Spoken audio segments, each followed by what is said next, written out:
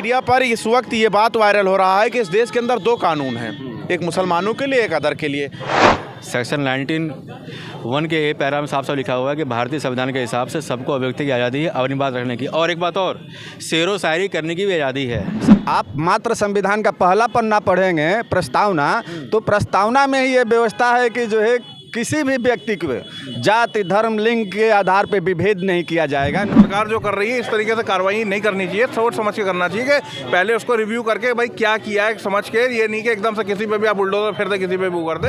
वकील साहब कह रहे हैं कोर्ट का इंतजार करना चाहिए, जजमेंट आएगा तो आपके पक्ष में रहेगा, क्या रहेगा वो इंतजार करना चाहिए। लेकिन आज की मीडिया आपको मौका दे रही है क्या वकालत करने का? जांच के बाद में सब बातें निकल के बाद में आती है। मीडिया के पास अधिकार नहीं है कि मीडिया किसी का फैसला कर दे, किसी को उसके बिहाफ पे आप जेल भेज देंगे, ऐसा कुछ नहीं है। मैं हूं आपके साथ मोहम्मद ज़ैफ। इस वक्त मैं लखनऊ में हूं। मौलाना मुफ्ती सलमान अजहरी साहब के ऊपर लगातार मुकदमे दर्ज हो रहे हैं। अब उनको राहत मिलेगा या नहीं मिलेगा, इस पर हम बात करेंगे। हमारे साथ जगराना जी फिर से जुड़ गए हैं, जिनसे हम बात किए थे और काफ़ी ये वायरल हुए थे, इनको लोगों ने सुना भी था। लेकिन इनका एक कहना ये था कि ज़्यादा वक्त नहीं लगेगा, उन्हें छोड़ दिया जाएगा, लेकिन उनके ऊपर धाराएं लगातार बढ़ती जा रही हैं। तो इस पर ही जान लेते हैं। जगराना जी, आपने तो कहा था कि वो छूट जाएंगे, बड़ी बात नहीं है, लेकिन उनके ऊपर 4 मुकदमा लिखा गया है। 505, 153A, 188, 114 ऐसे धाराएं लगाकर उनको जेल में डाल दिया गया। अब तो उनके तार पाकिस्तान से जोड़े जा रहे हैं। देखिए, हम लोग एडवोकेट हैं और हम लोग कानून की बात करते हैं, है ना। जब उनकी गिरफ्तारी हुई थी तो गिरफ्तारी का हम लोगों ने देखा था कि उनके एक बयान के आधार पर गिरफ्तार किया जा रहा है। तो हम लोग तो भारतीय संविधान जो है, यहाँ की हायरार्की ऑफ लॉ में जो है संविधान ही सबसे बड़ा होता है। संविधान के प्राविधान में व्यवस्था है कि सभी को जो है अभिव्यक्ति की स्वतंत्रता है, और उस अभिव्यक्ति के स्वतंत्रता में सरकार की आलोचना भी आती है। ये सदैव से होता रहा, जब देश गुलाम था तभी भी और आज़ाद है तभी भी। और अब तो हमारा संविधान लागू है। संविधान का जो है ये मूल अधिकार में आता है अभिव्यक्ति की स्वतंत्रता। जिस तरीके से उन्होंने अपने स्टेटमेंट में एक शेर बोला था, तो यहाँ का जो भी वक्ता होता है वो वक्ता जो है निश्चित ही जो अपने ओजस्वी भाषण में वो लाने के लिए शेर व शायरी और दोहे का प्रयोग करता है। उसमें उन्होंने भी किया था। तो जो उन्होंने शेर बोला था, उस शेर पे भी कहीं पे भी देशद्रोह का जो है धाराएं नहीं लगती हैं, तो उस आधार पर उनको गिरफ्तारी नहीं की जा सकती थी। लेकिन मैंने ये भी आपको बताया था कि अगर कोई व्यक्ति जो है गिरफ्तार किया जाता है और गिरफ्तारी के बाद अगर उसमें अन्य कड़ी नहीं जोड़ी जाती है, तो उसकी गिरफ्तारी मात्र इस आधार पर नहीं किया जाएगा, उनको छोड़ दिया जाएगा। अब रह गई बात कि इन्वेस्टिगेशन के दौरान अगर उसमें धाराएं बढ़ा दी जाती हैं तो और अन्य कड़ी जोड़ दी जाती है, तो ऐसे में अब जो है एक उनके पास रास्ता है कि वह कानून का जो है दरवाज़ा खटखटाएं। अभी तक तो एडमिनिस्ट्रेशन के ऊपर। लेकिन वकील साहब, सोशल मीडिया पर इस वक्त ये बात वायरल हो रहा है कि इस देश के अंदर दो कानून हैं, एक मुसलमानों के लिए, एक अदर के लिए। तो आप वकील हैं, आप बेहतर जान लोग। देखिए, हम लोग मात्र जो है एक संविधान है, और उस संविधान में आप मात्र संविधान का पहला पन्ना पढ़ेंगे, प्रस्तावना, तो प्रस्तावना में ही ये व्यवस्था है कि जो है किसी भी व्यक्ति को जाति, धर्म, लिंग के आधार पे विभेद नहीं किया जाएगा, ना ही धार्मिक इस तरह की बातें की जाएंगी। तो संविधान सभी पे बराबर है, वह चाहे जो है लेबर कैटेगरी का व्यक्ति है, या जो है हाई जो है पोजीशन पे है, या वह मुस्लिम है, हिंदू है, सिख है, ईसाई है। और हम लोग के पास कोई भी व्यक्ति आता है तो हम लोग उसी संविधान की दुहाई देते हैं और उसी सुप्रीम कोर्ट की ला लगाते हैं, और सभी पे वो लागू होता है। तो क्या सलमान अजहरी अब जेल में ही रहेंगे क्या?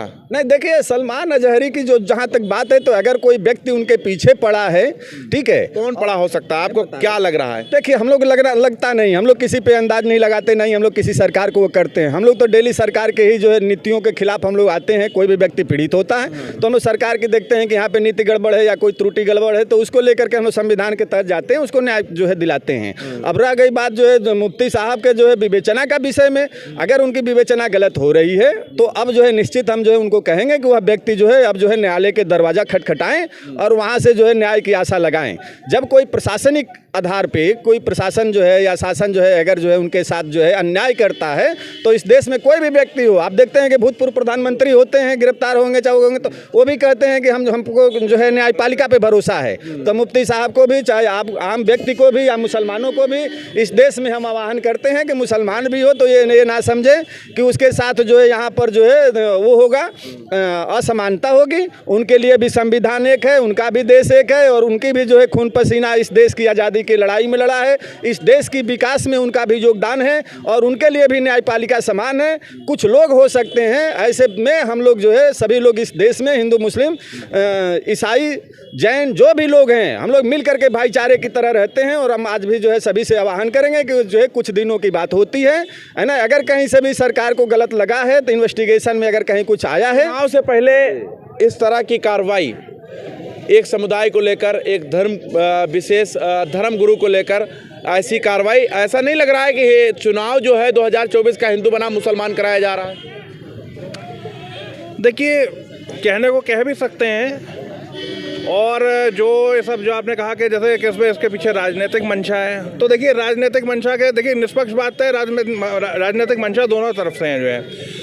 हाँ, उसमें ये है कि भाई देखिए कुछ लोग, जैसे उन्होंने जो शब्द का यूज़ किया उसमें जो है, हालांकि शेर कहा, पर उसमें शब्द तो ऐसे शब्दों का मतलब किसी भी व्यक्ति को, किसी भी धर्म संप्रदाय का व्यक्ति हो, वो थोड़ा सा उसमें थोड़ा सा बात जब पब्लिकली कर रहे हैं, थोड़ा सा उसमें शब्दों का थोड़ा सा वो करना रहती है। किसी का नाम नहीं लिया था, एक बात मैं कह रहा हूँ, इजराइल का जिक्र कर रहे थे, उसके बाद इजराइल को कुत्ता बोले। नहीं, मेरा मतलब है कि शब्दों का थोड़ा सा जब हम उसका चयन करते हैं तो थोड़ा अच्छे से करना चाहिए। दूसरी चीज़, जो सरकार की जो कार्रवाई है वो भी ऐसी है कि मतलब कि इस तरीके से एकदम से हिस्ट्री डिसीजन नहीं ले लेना चाहिए कि मतलब अगर इस तरीके से किसी ने कुछ कहा है तो मतलब इस तरीके का आक्रामक जो है उनका भी गलत है, दोनों तरफ से मतलब थोड़ा थोड़ा गलत है, जो बराबर से जो है। तो मतलब ये है कि दोनों लोगों को संयम रखना चाहिए, दोनों लोगों को अपनी कार्रवाइयों में, जैसे सरकार जो कर रही है इस तरीके से कार्रवाई नहीं करनी चाहिए, सोच समझ के करना चाहिए कि पहले उसको रिव्यू करके भाई क्या किया है समझ के, ये नहीं कि एकदम से किसी पे भी आप बुलडोजर फिर दे किसी पे भी कर दे। बिल्कुल, यानी इस तरह कार्रवाई नहीं होना चाहिए। लेकिन मौलाना मुफ्ती पर जो है वो कार्रवाई हो रही है, उन्हें जेल में डाल दिया गया है और धाराएं लगातार बढ़ रही हैं उनके ऊपर। देखिए, गिरफ्तारी होना एक अलग बात है और अभिव्यक्ति की आज़ादी होना एक अलग बात है।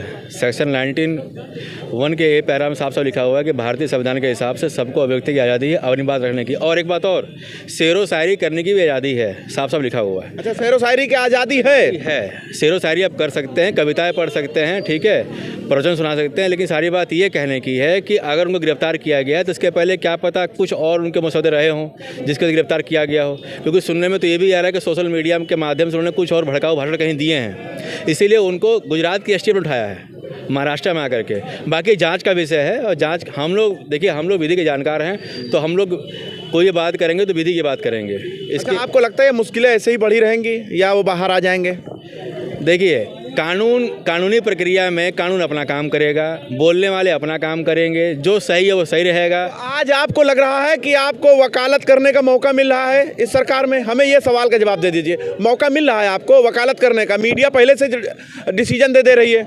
देखिए, ये तो गलत है, ये तो गलत है। अगर संवैधानिक तौर पे सबको हक मिले हुए हैं, मीडिया अपना कार्य करे, वकालत वकील करेगा, उसके लिए न्यायपालिका बनी हुई है, कोर्ट जाए, ठीक है। और किसी आपको मौका मिल रहा है? हाँ, क्यों नहीं, हम तो वकालत करते हैं, वकालत कर रहे हैं, हम लोग करते हैं। मीडिया ने पहले जहरीला पता नहीं क्या क्या बोल दिया। मैं वही कर रहा हूँ, ये तो गलत है। मीडिया किसी चीज़ का फैसला नहीं कर सकती, मीडिया को जुडिशरी नहीं है। जांच के बाद में सब बातें निकल के बाद में आती है। मीडिया के पास अधिकार नहीं है कि मीडिया किसी का फैसला कर दे, किसी को उसके बिहार पे आप जेल भेज देंगे, ऐसा कुछ नहीं है। वकील साहब कह रहे हैं कोर्ट का इंतजार करना चाहिए, जजमेंट आएगा तो आपके पक्ष में रहेगा, क्या रहेगा वो इंतजार करना चाहिए। लेकिन आज की मीडिया आपको मौका दे रही है क्या वकालत करने का?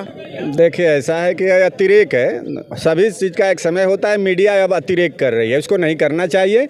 मीडिया ट्रायल जो है गलत चीज़ है, कानून के विरुद्ध है ना।